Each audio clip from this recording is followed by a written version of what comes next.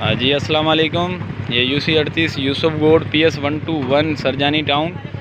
यहाँ के ये वाटर बोर्ड है यूसुफ गोड का। इसकी हालत ये है कि ये फुल हो गया है अंदर बाहर से, और इसका पानी मुसलसल रोडों पर निकल रहा है। यहाँ की इंतज़ामिया वाटर बोर्ड को कोई एहसास नहीं, ना ही उनको ये ख़बर है कि आज अभी तक इस वाटर बोर्ड का क्या हशर है। लिहाजा आला हुकाम से अपील करते हैं कि खुदारा ये गवर्नमेंट का इदारा है और ये गटर का पानी इस वाटर बोर्ड में जाता है जो इस्तेमाल करती है यहाँ की आवाम। तो इस पानी की वजह से ये रोड गलियाँ सारे पानी पानी हो गए। नासिर भाई आप देखो,